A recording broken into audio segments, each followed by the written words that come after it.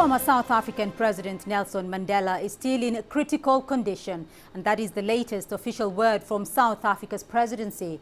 Around the world, people are wishing the 94-year-old a quick recovery. Many in South Africa continue to send messages of support to their former president, while others hold prayers for him. The African icon has been critically ill since Sunday. He is being treated for a recurring lung infection in a hospital in Pretoria. Well, we will be bringing you the latest from Johannesburg with our team there. But in the meantime, the latest official word is that Nelson Mandela is still in critical condition tonight, and that is according to South African presidency. Millions are waiting for news from the hospital and are hoping. And this report from CCTV's Guy Henderson. It's his fourth visit to hospital inside 6 months. But still, the news of Nelson Mandela's rapid decline has left this country in shock and fearing the worst. The presidency released an official update on Tuesday, but just to say the 94-year-old is no better. And so the tributes now are pouring in. A flock of white doves released by well-wishers outside the hospital. And a sombre line of police cadets. Mandela's example is still felt by the younger generation. It's a big issue to them as trainees to be part of what the country is going through. So to have these flowers there as a symbol that we can live to say we are also praying for our Tata to get well soon. In his old home in Soweto too, a realisation that the time to say thank you may be running out. And there's that persistent plea still from people for just a little more time. My message would be simple, a speedy recovery, because we as a nation and his family, we need him more than we did in the past. That's all I can say. Let the old man pick up as soon as he can. He's been an inspiration to most of us, and may the good Lord have mercy upon him and make him well. But if it's time for him to let go and leave us now, so be it. But on Monday, the presidency again urged South Africa to be prepared. As he ages, his health will begin to trouble him. And I think what we need to do as a country is to pray for him. Flying over the hospital on Tuesday, 5 US military helicopters, a precursor to the planned visit of President Barack Obama later this week. Usually an event of global importance, now completely overshadowed. Nelson Mandela has now spent his 18th day in this hospital, and yet he remains extremely ill. Those regular updates from the presidency don't seem to be reassuring people. Increasingly, more and more people turning up at this hospital as they wait and hope that Madiba the fighter can once again hold on. Guy Henderson, CCTV, Pretoria. Well, while the world awaits news from the hospital, members of Nelson Mandela's family have been gathering at his home in the rural Eastern Cape for a special meeting. CCTV correspondent Renee Delcam has this report. This is the home Nelson Mandela built in Qunu so he could be close to his rural people, and the home from which he was airlifted last December in a previous rush to hospital. On Tuesday, though, it was the venue for a very special gathering of close Mandela relatives, some who'd flown in from Johannesburg. According to local media reports, the meeting was called by Nelson Mandela's eldest daughter, Makaziwe, from his first wife, Evelyn Mase. But some people on the ground here in Qunu suggest that the gathering was held at the request of elders in the community. The meeting has been described as an ibunga, which traditionally is called to discuss significant and urgent family matters. Family members are saying very little at the moment, and the agenda of this meeting remains unclear. But there appear to be plenty of activity on the property close to the Mandela house. Renee Delcam, CCTV, Qunu. Meanwhile, the Nelson Mandela Legacy exhibition opens later this week in Cape Town. It will form part of a 10-month campaign aimed at honoring the legacy, values and principles of South Africa's first democratically elected president. It is also expected to engage Cape Town residents in developing a new moral code for governance in the city. The exhibition will feature photos and artworks of the legendary statesman. There are a number of connections with Cape Town as a city for Nelson Mandela. He spent 27 years on Robben Island. He also is a freeman of the city of Cape Town. He made his first free speech from the steps of the City Hall. And so you can go on about many other events that we can think about and honor Tata Madiba for 2013. From a personal point of view, I think the focus at the moment is on Madiba, and although we can see this great artwork and we're happy with it as artists and designers, we still are alive with Madiba, and at the end of the day, it's a celebration of his life. There's more than his where he is at the moment in his physical state. So we try to showcase his legacy and what he will leave behind for future generations. Well, CCTV's Guy Henderson is following the situation for us from South Africa. He joins us live from Pretoria. Guy, Mr. Mandela's condition has sparked some anxiety among South Africans. How are they reacting to the information currently being disclosed of Mr. Mandela being critically ill?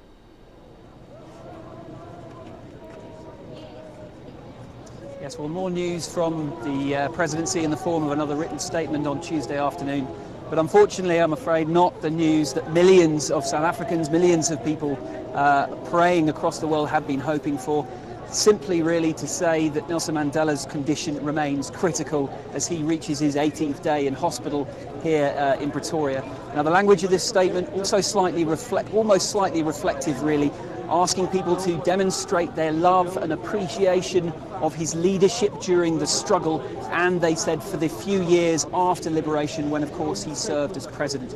Now, the crowds around this hospital have today grown to larger than they've been at any point since he was admitted to hospital. Many people leaving well wishes, wishing Mr. Mandela a speedy recovery, and as you can see here, crowds also singing tributes to Mr. Mandela. So there is also, I think, this slightly somberly festive atmosphere. People are really now reflecting on the great achievements of a person who has changed millions of lives, millions of South Africans' lives, a completely unique leader. All right, CCTV's Guy Henderson joining us there from Pretoria outside the hospital where Mr. Mandela is currently admitted. We'll take a short break here on Africa Live, but still ahead on the program. Courting Africa, US President Barack Obama set to begin his major tour of Africa.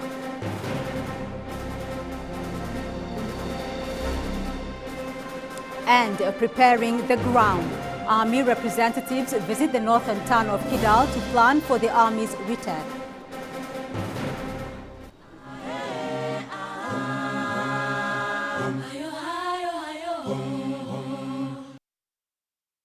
We follow the latest trends in global politics, economics, culture and sport, and how Africa fits into the global picture.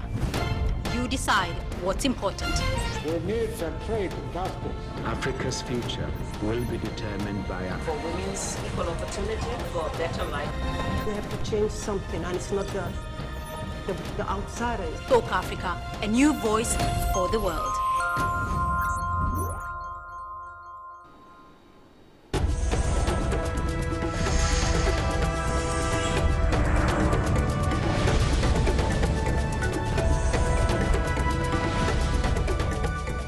Well, let's return briefly now to Johannesburg, where CCTV's Famida Miller is joining us with the very latest on Nelson Mandela's health status. Well, we understand at the moment that former South African President Nelson Mandela is still in a critical condition. Famida Miller will be briefing us with the very latest details on that. Famida?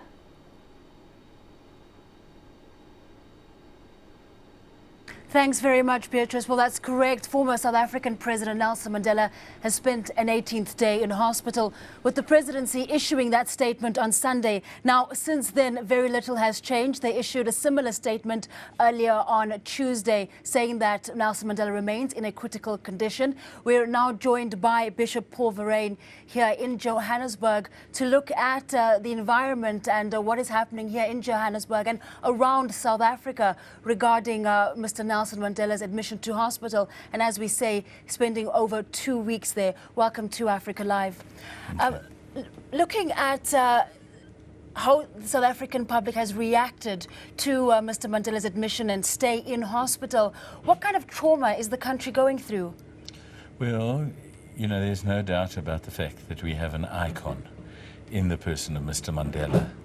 And so the anticipation of his passing begins to introduce a new kind of grief to us, because he has been a quite remarkable world statesman. And there's so many ways to look at this, from a spiritual perspective, perhaps from in terms of leadership. Is South Africa ready to let go of this icon who has essentially guided the country from days that people would rather forget to the last 18 years that has seen unity being built? It may not be perfect, but it certainly has been a major change from over 20 years ago. You know, there's a sense in which part of the strength of his leadership was that when he came to the end of his time of office, he stepped down and certainly left in place many, many structures, including a magnificent constitution, to continue the legacy that he had instituted in this place. There is no doubt that the sadness of the loss is going to be profound. Because there's a sense in which, in the political realm, he has introduced a new way of being political. From creating enemies and adversaries, he's opened a door to conversation. He's opened a door to reconciliation in a situation that was, quite frankly, to many of us who were living in it, almost impossible. And it's a sheer miracle. We're a miracle nation because of his very skillful leadership and his ability to empower and encourage and give others confidence to take leadership. Now, looking at those qualities, looking at the aspect of forgiveness, that alone, and also looking at the approach to bringing South Africans together and including dialogue, are we likely to see another leader in South Africa to fill that void once Nelson Mandela is no longer here? You know, I think the country's not through the transition yet. For instance, we're still susceptible to prejudice. Some of the difficulties that, for instance, we've been struggling with in xenophobia, for instance, gives you an indication that there's work that we've got to do in terms of our attitude to a broader humanity. The disparities between the haves and the have-nots in the country are going to become more and more untenable. So there's still a huge amount of work to do politically. I do believe that as South Africa becomes more and more part of this continent, the potential of this continent is phenomenal in terms of the world.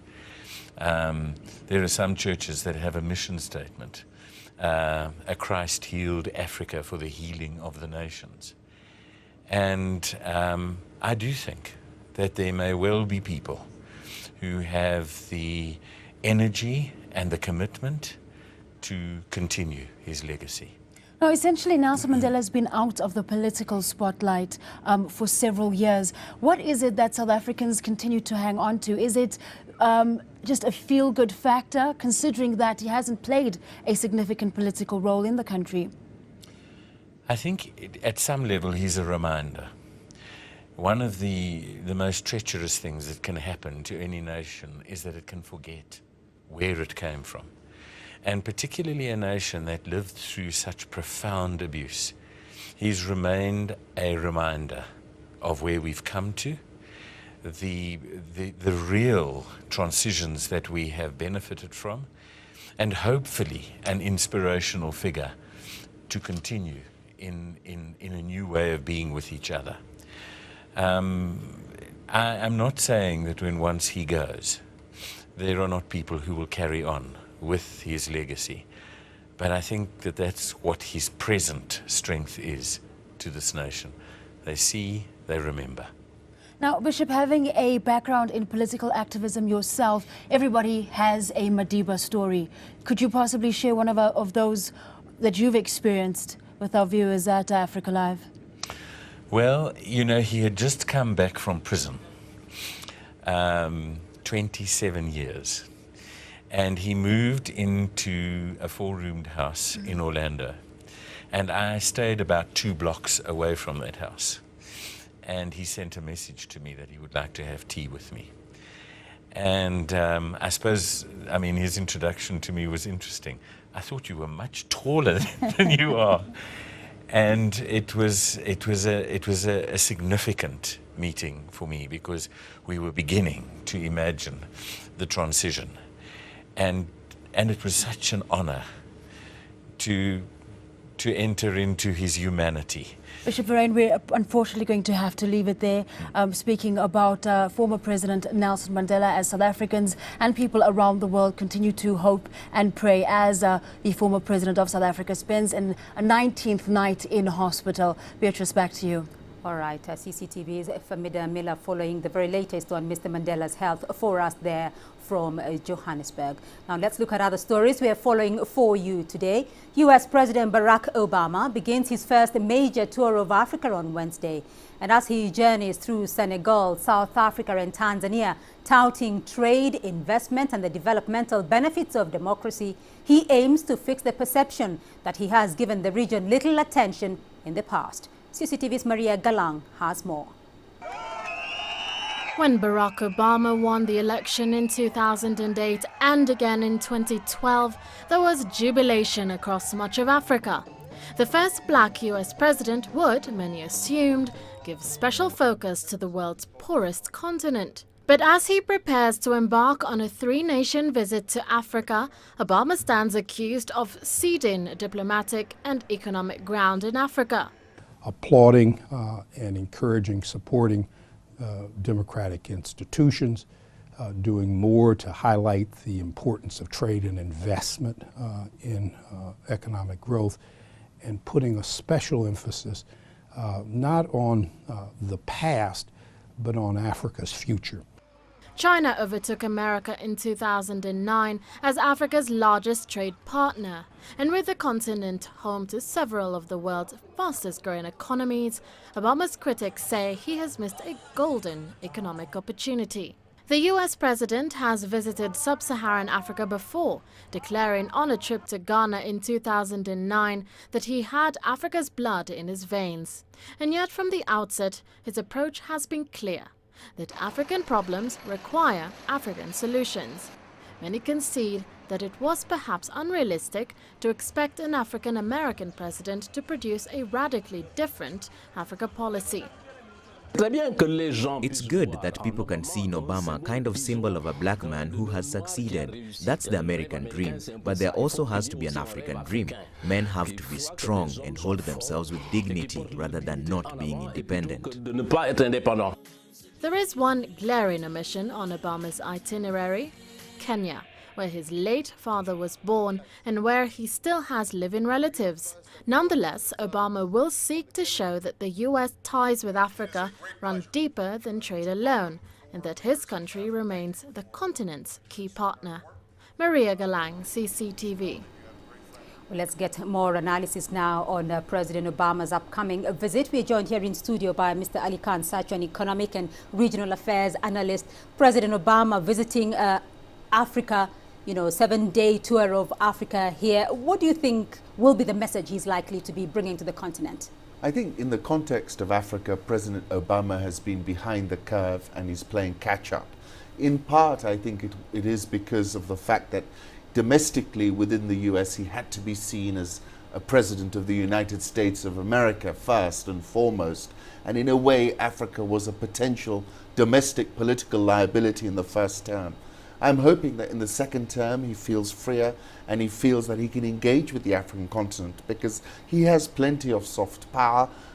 You know, this is the first African-American president of the United States. So I think playing catch up, that's why he's here for 7 days. He was here for 36 hours in the first term. And I think looking to catch up with some of the leaders who went ahead of him. He's playing catch up there. President Xi Jinping of China was here in March of this year, of course, and China has overtaken the US as Africa's largest trading partner here. Many say, though, that President Obama has fared worse than his predecessors when it comes to Africa. Do you agree? Well, I think, you know, President Clinton had a connection with the African continent in a way which was very, very deep and political.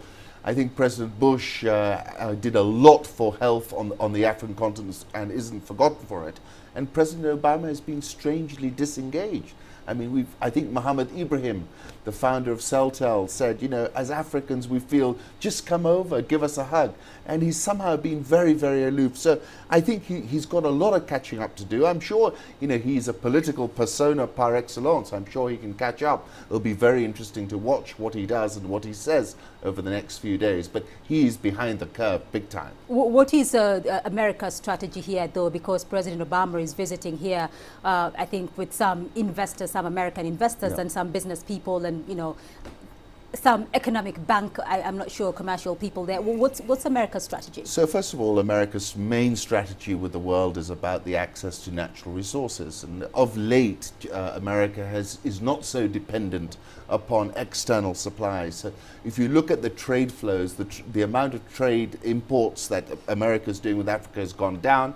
Exports, however, are up about 300% over 10 years, nothing like China. They're trying to get back in the economic game. They're very much in the military game. I mean, you know, AFRICOM is all over the continent. It's ubiquitous. It's deeply embedded, and you can't underestimate the American presence from that angle. But I think on the business side, they're looking around and saying, oh my gosh, the penny's dropped. What do we do now? And I think that's why you're seeing the president come for 7 days. You're seeing him come with this delegation. But he really needs to look at this and engage much, much more than he has done to date. All right, rather interesting moments there for Africa. We'll be watching that developing story over the coming days. Ali Kansacho, thank you very much for being on Africa Live. Now, at least 37 gold miners died and many others were injured in the Central African Republic when a pit in which they were working in collapsed after heavy rains, according to the president's office. Now, the incident happened on Sunday at a gold mine in Dasima, which is located 440 kilometers east of the capital, Bangui. The government has declared 3 days of national mourning as rescue efforts continue. The Central African Republic, which is a former French colony, is rich in gold and diamonds, but the country has endured decades of instability, with rebels sweeping from the north of the country to topple the president in March. To Mali now, where army representatives made their first official visit on Sunday to the country's northern town of Kidal in more than a year. Now, the visit is meant for talks to determine how the Malian army and security forces can return to the north. The mission was part of a ceasefire accord known as the Ouagadougou Agreement, which was signed between Mali's government and Tuareg separatist rebels last week. The accord paves the way for the Malian government troops to return to the rebel-held northern town ahead of planned elections in July of this year. Bamako has made it clear that it wants its civilian administration and army reinstated in the rebel stronghold before elections scheduled for July the 28th, which are meant to complete a democratic transition after the March 2012 coup. They have a good base for us to continue to advance, to not delay, to respect the politics. And I think if we each put a strong effort, things will go faster. It will advance. And we still have more news, views and analysis here for you on Africa Live, including bubbling discontent, a build-up to protests ahead of President Morsi's anniversary.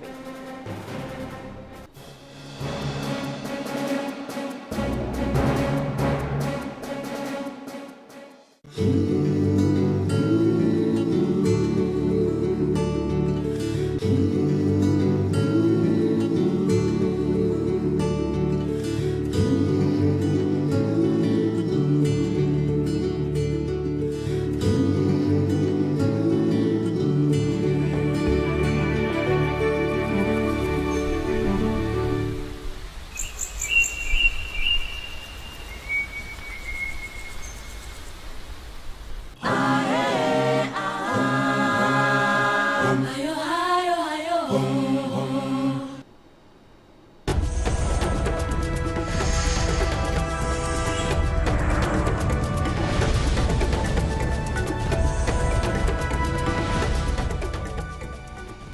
let's go to the continent north now, where a group of young Egyptians launched the self-styled rebellion movement nearly 2 months ago. They have amassed millions of signatures supporting a withdrawal of confidence in President Mohamed Morsi.